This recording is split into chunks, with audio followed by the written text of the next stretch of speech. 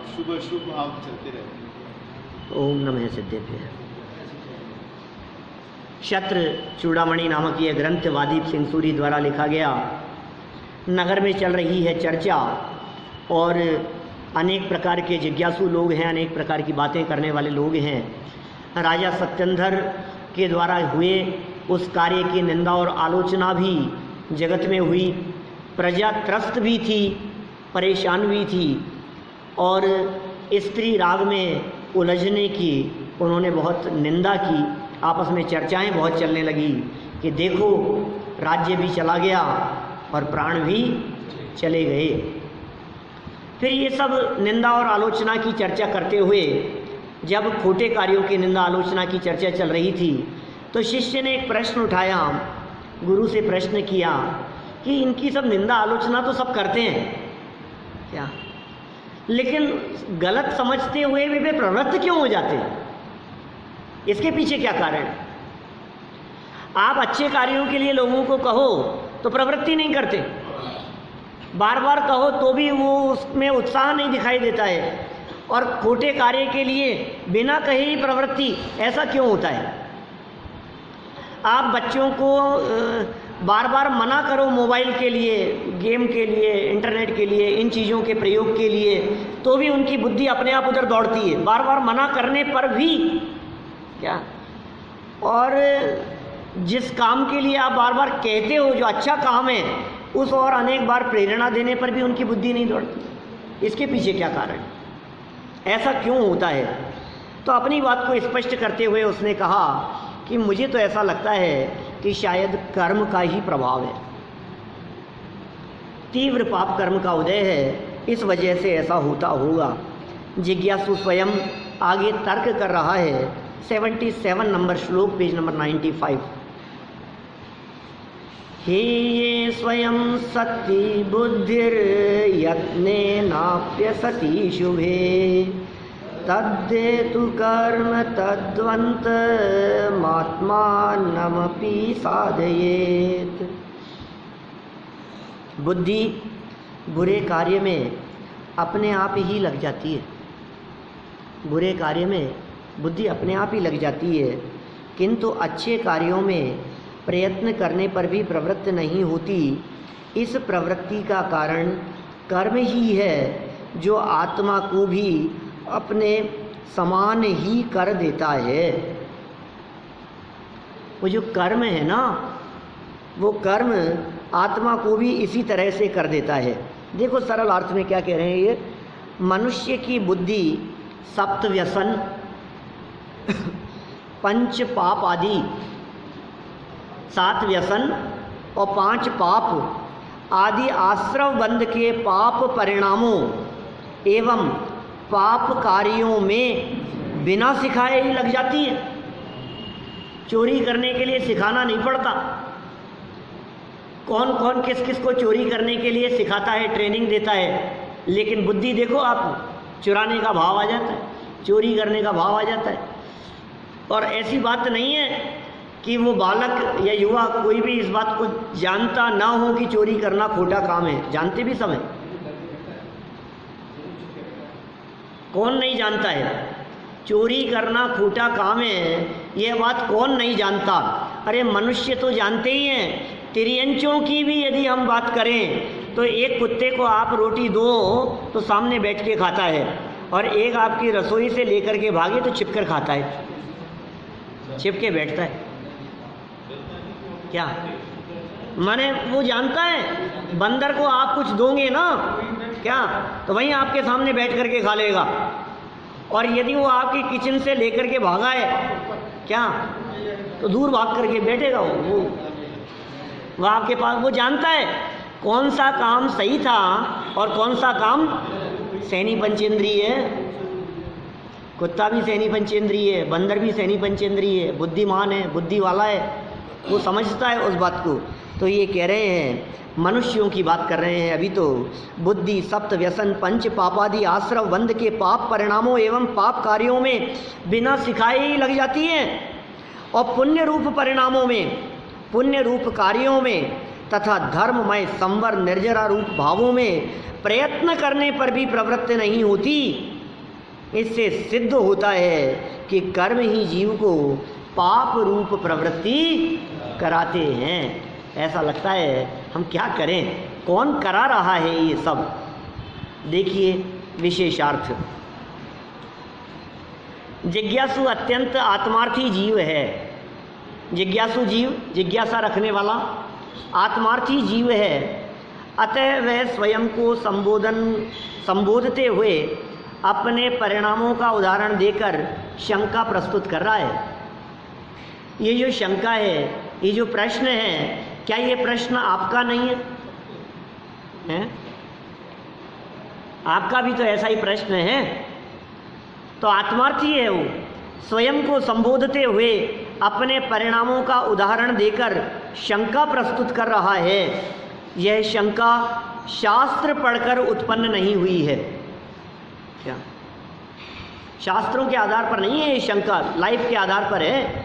अपितु जीवन में पाप कर्मों से निवृत्त होने के लिए जीवन में धर्म प्रकट करने का प्रयास करते समय प्रत्यक्ष जिन विषयों का सामना करना पड़ता है उनको ही गुरु के समक्ष जिज्ञासु कह रहा है। बोलो, ये भी शास्त्र की शंका नहीं है। जाप करना चाहते हैं, मन भाग जाता है। माने जो फील कर रहा है लाइफ में, जो महसूस कर रहा है, वो प्रश्न है। ये प्रश्न किसी व्यक्ति विशेष का नहीं है, किसी शास्त्र को पढ़ करके नहीं है। ये प्रश्न ऐसा है जो सबको जीवन में दिखाई देता है। पाप की तरफ बढ़ते हुए, अरे कहाँ फंसे हैं, कहाँ उलझे हैं, ये नहीं होना चाहिए, ऐसा नहीं करना चाहिए, फिर भी क्यों बुद्धि उस तरफ दौड़ती है। देखो क्रमांक 75, 76 और 77, इन 3 श्लोकों में जो शंकाएं प्रस्तुत की हैं उनका समग्र विवरण निम्न प्रकार है। शंकाएं 3 श्लोकों में यहाँ व्यक्त हुई, 75, 76 और 77, और तीनों में मुख्य रूप से यही बात कही थी। क्या कहते हैं? पाप कार्य करने की हमारी भावना बिल्कुल नहीं है। पाप कार्यों में हमारी बुद्धि प्रवृत्त ना हो, इसलिए हम पूर्ण शक्ति लगाकर निरंतर प्रयास भी करते हैं। ये पाप कार्य है ना, इनमें हमारी बुद्धि ना लगे।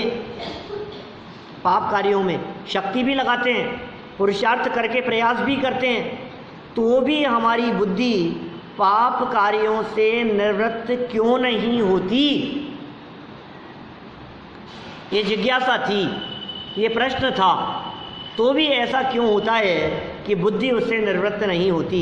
इस विषय में मेरा तो यह पक्का मत है कि यह सब कर्मोदय ही की ही बलवत्ता है।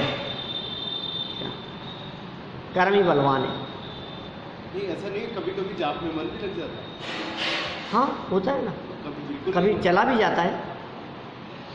हमें इस दुनिया में ऐसा प्रत्यक्ष दिखाई देता है कि नहीं करने योग्य कार्यों में मनुष्य की बुद्धि बिना सिखाए ही प्रवीण हो जाती है, जो काम नहीं किए जाने चाहिए थे। तथा देवशास्त्र गुरु की भक्ति पुण्य परिणामों में और वीतरागता रूप परिणामों में प्रयत्न पूर्वक बुद्धि लगाने का प्रयास भी असफल रहता है।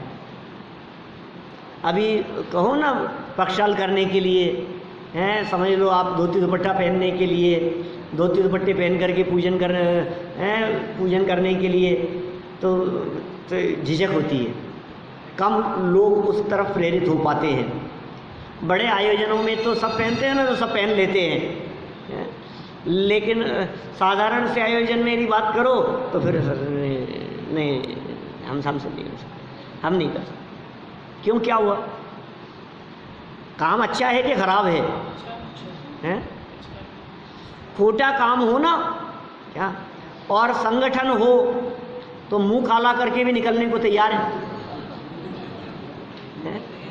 होली के दिन क्या, अरे होली के दिन क्या, आस पड़ोस में सब इकट्ठे होकर के फटे कपड़े पहनकर, मुंह काला करके, और बाजार में सड़क पर, शर्म नहीं आती उस समय? और यदि आपसे ये कहा जाए कि 10 लक्षण पर्व चल रहे हैं, घर से नहा धोकर धुले हुए धोती दुपट्टे पहनकर मंदिर जाना है प्रक्षाल करने के लिए? नहीं नहीं, मुझे शर्म आती है। क्या नंगे पांव धोती दुपट्टा पहनकर जाना, शर्म आती है हमारे को। क्यों? अच्छा काम है उसमें शर्म आती है, और खोटा काम है उसमें शर्म नहीं आती। एक ऐसा स्वरूप है, जगत के जीवों का ऐसा स्वरूप दिखता है। देखो क्या करें भाई, 5 पाप और 7 व्यसनों की शिक्षा के लिए कहीं कोई विद्यालय नहीं खुले, तो भी लोग इनमें निपुण हैं। 7 व्यसन कौन कौन से?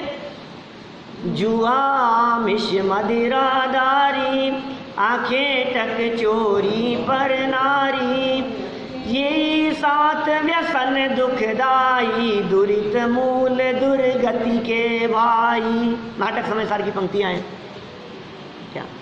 दुरित मूल पाप के मूल हैं और दुर्गति के भाई हैं ये 7 व्यसन और 5 पाप, हिंसा, झूठ, चोरी, कुशील, परिग्रह। इनके लिए कहीं विद्यालय नहीं खुले हैं, इनके कहीं उपदेश नहीं दिए जाते, इनके कहीं संदेश नहीं दिए जाते। सब निपुण हैं इन सब बातों में। इससे सुनिश्चित होता है कि कर्म ही आत्मा को पाप रूप प्रवृत्ति कराते हैं तथा कर्म के सामने आत्मा का कुछ भी बल नहीं चलता। अतः कर्म ही बलवान है। कर्म के आगे हमारी कुछ नहीं चलती, कर्म ही बलवान है। निजात्मा का ज्ञान ही कर्म नष्ट करने का उपाय है। अब क्या करें, कर्म को बलवान कह रहे थे ना, अब आचार्य देव कुछ और महत्वपूर्ण बात कहना चाह रहे हैं। थोड़ा लंबा है ये, कोशिश करेंगे अभी ही पूरा हो जाए। देखिए 78 नंबर का श्लोक। को हम की दृग्गुण है क्वत्य है, किम प्राप्य है किम निमित्तक है, इत्यूह प्रत्यहम नो चेत स्थाने ही मतिर्भवेत। मैं कौन हूँ, मुझ में कौन से एवं कैसे गुण हैं, मैं कहाँ से आया हूँ, मुझे क्या प्राप्त करने योग्य है और उसमें क्या निमित्त हैं। कितनी बातें कह दी है। मैं कौन हूँ, आया कहाँ से और मेरा रूप क्या, संबंध दुखमय कौन है, स्वीकृत करूँ परिहार क्या।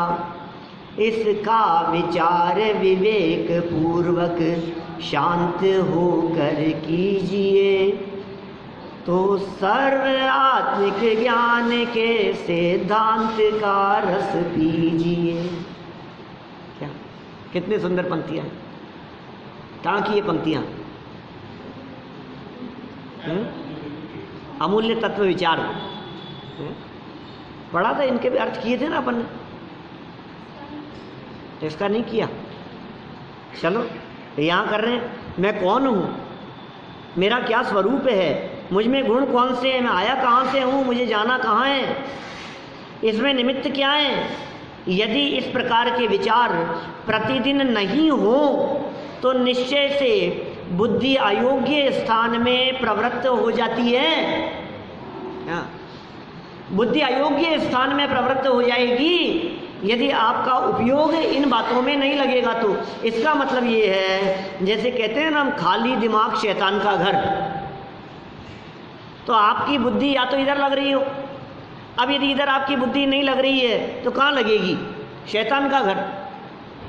इसलिए बच्चों को आप या तो काम बतलाइए, और काम नहीं बतलाएंगे तो फिर आप उनको दोष दे रहे हो कि बेचारे मोबाइल खेलते रहते हैं, बेचारे गेम खेलते रहते हैं, ऐसा करते रहते हैं, टीवी के सामने बैठे रहते हैं, इनका ये नहीं छूटता है, वो नहीं छूटता है। तो कभी कभी आप कुछ कहते हो तो बच्चे भी कहते हैं सामने से, तो फिर बताओ करूं क्या। माने आप काम बताओ, माने उनको सही दिशा यदि आप देंगे। मैं बच्चों की बात नहीं कह रहा हूँ, मैं अपने आप की बात कह रहा हूँ, मैं आप लोगों की बात कह रहा हूँ, अपने बड़े लोगों की बात कह रहा हूँ मैं। यदि आपका दिमाग खाली है तो उसमें उल्टी सीधी बातें और उल्टे सीधे विचार और खुरापात सूझेगी। लेकिन यदि आपके दिमाग को आपने सत्य कार्यों में लगा दिया है, मैं कौन हूँ, मेरा क्या स्वरूप, इन बातों को जानने में और इनके विचार में यदि आपने अपने उपयोग को लगा दिया है, तो फिर आपके दिमाग में खोटे भाव नहीं आएंगे। ये उपाय बतला रहे हैं यहाँ। इस विचार से यदि ऐसे इस प्रकार के विचार प्रतिदिन नहीं हो तो निश्चय से बुद्धि अयोग्य स्थान में प्रवृत्त हो जाती है। कारण बतला दिया। शिष्य तो ये कह रहा था मुझे तो कर्म ही कारण दिखाई दे रहा है, लेकिन गुरु ये समझा रहे हैं कि कर्म कारण नहीं है, तेरा उपयोग तो सही दिशा में नहीं लगाता है, इसलिए बुद्धि गलत दिशा में चले जाती है, ये कारण है। देखो क्या क्या बात, सरल अर्थ और विशेष अर्थ में खूब खोला है इसको। स्वभाव में लग जाती, विभाव में जाती नहीं तो हर कोई मोक्ष प्राप्त कर लेता। हाँ सही बात है। यथासंभव तो स्वभाव में ले जाने का प्रयास करें। हम नहीं कहते कि आप अपने स्वभाव में ही चले जाओ, या चले जाओ तो बहुत अच्छी बात है, लेकिन आप नहीं जा पा रहे हैं ना, तो फिर अवलंबन चाहिए ना कुछ। अब अवलंबन क्या चाहिए? जब तक स्वभाव में ना जा पाए तब तक ज्ञानी जीवों को भी व्रत उपवास आदि शील संयम आदि पालन करने का भाव आए बिना रहता नहीं है। यह अपने आप ही आता है।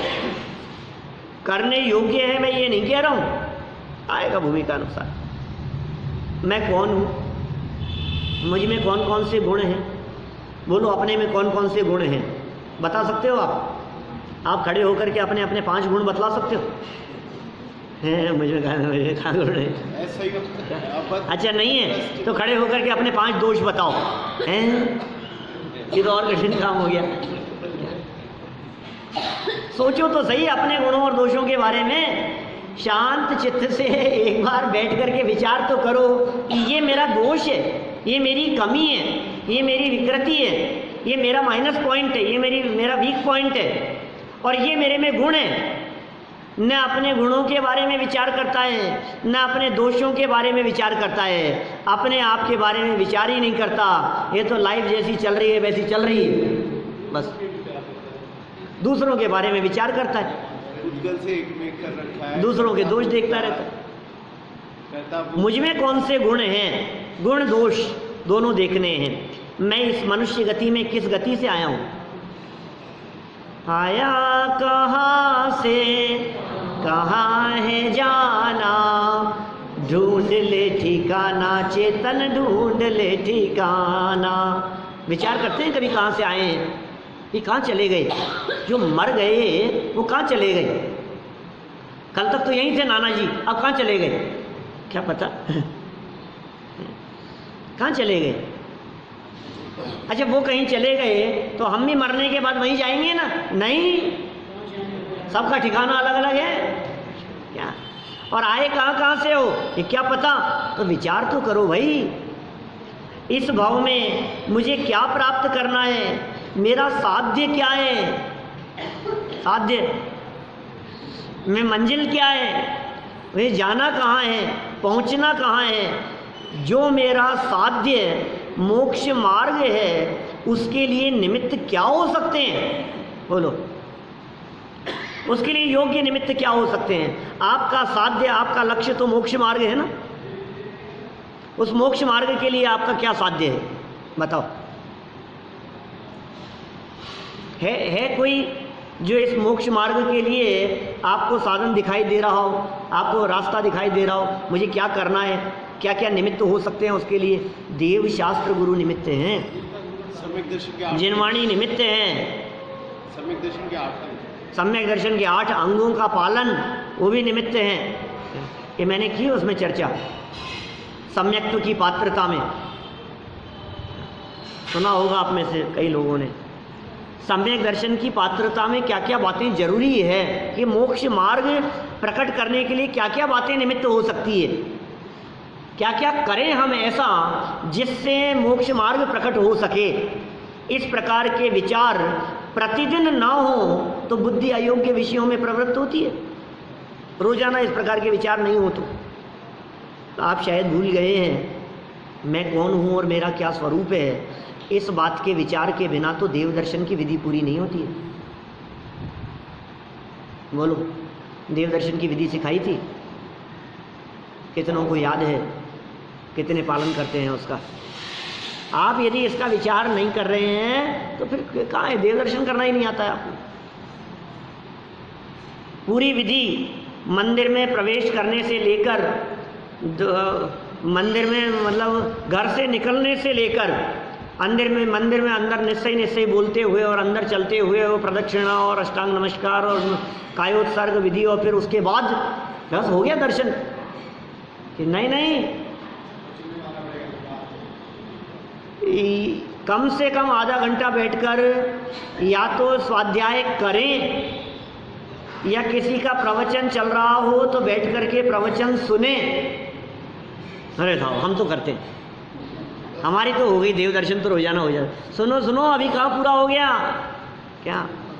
इसके बाद जो स्वाध्याय में पढ़ा हो या प्रवचन में सुना हो उसका बैठ करके कुछ देर विचार करें कि मैं कौन हूँ, मेरा क्या स्वरूप है, मैं कहाँ से आया हूँ, ये परमात्मा कौन है और ये परमात्मा कैसे बन गए हैं और मैं परमात्मा कैसे बन सकता हूँ। इन बातों के बारे में कुछ देर बैठकर विचार करें, तब देव दर्शन पूरे होते हैं।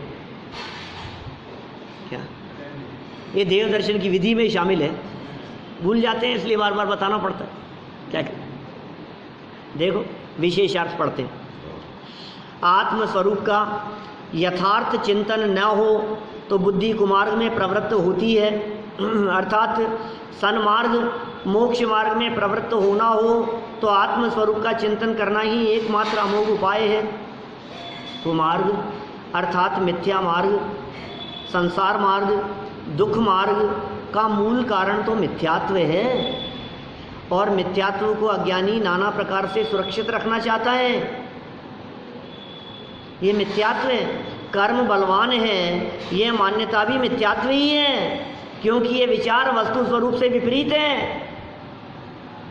कर्म को बलवान कहना, कौन है बलवान? तुम कर्म को बलवान समझते हो, किसी अपेक्षा से बलवान कहना वो अलग मैटर है क्या? लेकिन दूसरी अपेक्षा से आप विचार करें तो जब तक कर्म बलवान दिखते रहेंगे तब तक तुम कर्मों से मुक्त कभी नहीं हो पाओगे। यदि तुम कर्मों से मुक्त होना चाहते हो तो कर्म बलवान नहीं, स्वयं का बल समझ में आना चाहिए। आत्मा बलवान है। एक प्रवचन किया था अभी डलास में इस विषय पे, आ जाएगा 2-4 दिन में सामने आपके, और 3 प्रवचन किए थे अमेरिका वालों के लिए, आत्मा बलवान या कर्म बलवान, इस सब्जेक्ट पर, बहुत सालों पहले।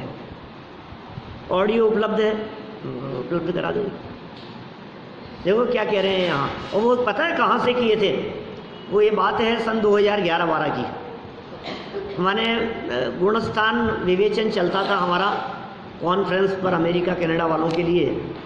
उसके लास्ट में बलवान कौन, ऐसा एक परिशिष्ट दिया है गुणस्थान विवेचन के लास्ट में। तो वो कुछ पैराग्राफ हैं और उन पर प्रवचन हुए थे 3, और उसमें इन बातों को खोल करके बतलाया कि आखिर ये आत्मा कैसे बलवान हो सकता है, अपना बल कितना है। ये बात शास्त्रों के आधार पर, उद्धरणों के आधार पर, प्रमाणों के आधार पर, अनेक युक्तियों और तर्कों के आधार पर उन बातों को सिद्ध किया है। यहाँ यही कह रहे हैं, वस्तु स्वरूप के विपरीत विचार है। तुम्हें कर्म लगता है, कर्म हमारे माई बाप है, कर्म क्या करें साहब, कर्म ही ऐसे, क्या करें साहब कर्म का उदय, क्या करें साहब पाप कर्म का उदय। छोटी छोटी सी बातों में तुम्हें कर्म का उदय दिखाई देने लगता है, जबकि क्यों आने लग जाती है साहब, क्या करें साहब दर्शनावरणी कर्म का उदय। मंदिर क्यों नहीं आए थे कल, क्या करें साहब अंतराय का उदय चल रहा, कर्म है ना, हम क्या करें। आजकल दिखते नहीं हो मंदिर में, असाता का उदय चल रहा है, कभी असाता का उदय दिखता है, कभी अंतराय कर्म का उदय दिखता है, कभी दर्शनावरणी कर्म का उदय दिखता है। क्यों याद नहीं हुआ आपको अभी तक भी, क्या करें साहब ज्ञानावरणी कर्म का है। तुम्हें हर जगह पर कर्म ही बलवान दिखते हैं, ये कर्म नहीं है बलवान। ये कह रहे हैं यहाँ पर, ये विचार तुम्हारा विपरीत विचार है। मिथ्यात्व का नाश करना, कर्म का नाश करना, मोक्ष मार्ग प्राप्त करना, आत्मज्ञान प्राप्त करना अथवा सच्चा सुख प्राप्त करना, इन सब का अर्थ एक ही है। ये बातें कुछ अलग अलग नहीं है। कर्म का नाश हो चाहे मोक्ष मार्ग का प्रारंभ हो, आत्मज्ञान हो चाहे मिथ्यात्व का नाश हो, सच्चा सुख प्रकट करना हो, सारी एक ही बातें हैं, सब शब्द अलग अलग हैं। इसके लिए साधन भी एकमात्र आत्मचिंतन आत्मध्यान ही है। आत्मध्यान के लिए आत्मस्वरूप का ज्ञान चाहिए और ज्ञान के बिना ध्यान हो ही नहीं सकता। अतः यहाँ आचार्य श्री वादीप सिंह आत्मज्ञान करा रहे हैं। 4 पॉइंट यहाँ इन्होंने दिए हैं आत्मज्ञान संबंधी। देखिए, मैं एक अनादि अनंत, अब ये चर्चाएं वास्तव में ऐसी है, एक एक लाइन के बारे में एक एक दिन चर्चा करूँ, ऐसी चर्चा है। मैं पढ़ रहा हूँ चिंतन के लिए, ये 10 लक्षण के लिए खुराक दे रहे हैं। 10 लक्षण पर्व में हमें क्या करना है, तो ये जो बातें यहाँ कही है ना, ये जो 4 पॉइंट यहाँ दिए हैं, इन 4 पॉइंट के बारे में 10 लक्षण पर्व में प्रतिदिन विचार करना गहराई से, एक एक बिंदु के संदर्भ में, तब 10 लक्षण पर्व अच्छे से मनाए जाएंगे। मैं पहली चीज, मैं बात यहाँ से शुरू हुई। एक अनादि अनंत, अनादि अनंत मैं कैसा हूँ, एक हूँ और अनादि अनंत हूँ। आनंद कंद, आनंद का समूह, अनंत गुणों का गोदाम, अनंत गुण जिसमें मौजूद हैं, सिद्ध समान, अनंत चतुष्टय वाला नहीं, अनंत चतुष्टय स्वभावी, स्वभाव से तो अनंत चतुष्टय हैं, पर्याय में प्रकट होने हैं। चैतन्यमय, परम स्वतंत्र, भगवत स्वरूप आत्मा हूँ। कौन हूँ मैं कौन हूँ, ये उसका जवाब है। वर्तमान मनुष्य पर्याय मात्र मैं नहीं हूँ, पर्याय तो नाशवान होती है, परंतु मैं तो अविनाशी जीव तत्व हूँ। ये मनुष्य पर्याय तो छूट जाने वाली है, ये जीवन पूरा हो जाएगा, लेकिन मैं तो अविनाशी तत्व हूँ ना, मैं नहीं मरने वाला एक अविनाशी तत्व हूँ, अजर अमर तत्व हूँ, अनादि अनंत तत्व हूँ, पारिणामिक भाव स्वरूप अनंत गुणों का गोडाउन हूँ, अनंत शक्तियों का संग्रहालय हूँ, ज्ञान का घनपिंड हूँ, चैतन्य स्वरूप हूँ, आनंद का रसकंद हूँ। ये मेरा स्वरूप है। एक एक पॉइंट के बारे में विचार करना। आगे बढ़ते हैं, देखो क्या कहते हैं फिर। मुझमें ज्ञान, दर्शन, सुख, वीर्य, श्रद्धा, चारित्र आदि अनंत विशेष गुण हैं। कितने विशेष गुण हैं मुझमें? और अस्तित्व, वस्तुत्व आदि अनंत सामान्य गुण हैं जो सभी अविनश्वर हैं। क्या? अस्तित्व, वस्तुत्व आदि सामान्य गुण, ज्ञान, दर्शन, सुख, वीर्य आदि विशेष गुण। मुझमें गुण कौन से हैं? ये विचार चल रही थी, यहाँ विचार करने के लिए कहा था ऊपर। मुझमें कौन से गुण हैं, मैं कौन हूँ, मुझमें कौन से और कैसे गुण हैं? ज्ञान है, दर्शन है, सुख है, वीर्य है, चारित्र है, सुख है, श्रद्धा है, अस्तित्व है, वस्तुत्व है, द्रव्यत्व, प्रमेयत्व, अगुर लघुत्व, प्रदेशत्व, अमूर्तत्व, स्वतंत्रता, स्वावलंबन, अनंत गुण है मुझमें। ये कह रहे हैं यहाँ ऐसे सामान्य गुण जो सभी अविनश्वर है, माने ये गुण कभी भी खत्म नहीं होते, नष्ट नहीं होते। वास्तव में देखा जाए तो मुझे मोक्ष की प्राप्ति, मोक्ष ही प्राप्त करना है, किंतु साक्षात मुक्ति की प्राप्ति इस पंचम काल में शक्य नहीं है।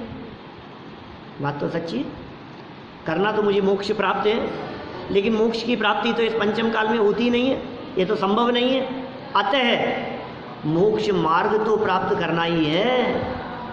मोक्ष ना मिले तो कोई बात नहीं, मोक्ष मार्ग तो प्रकट किया जा सकता है। मोक्ष मार्ग रत्नत्रय स्वरूप है, उसमें सम्यक दर्शन प्रधान है। सम्यक दर्शन, ज्ञान, चारित्राणि मोक्ष मार्ग है। सम्यक दर्शन, सम्यक ज्ञान, सम्यक चारित्र ये मोक्ष का मार्ग है, और उसमें प्रधान सम्यक दर्शन है। अतएव आत्मानुभव स्वरूप सम्यक दर्शन के लिए मुझे प्रयत्न करना चाहिए। सम्यक दर्शन के लिए निमित्त क्या है? कैसे प्रयत्न करें सम्यक दर्शन के लिए, ये बताओ। ये बता रहे हैं आप।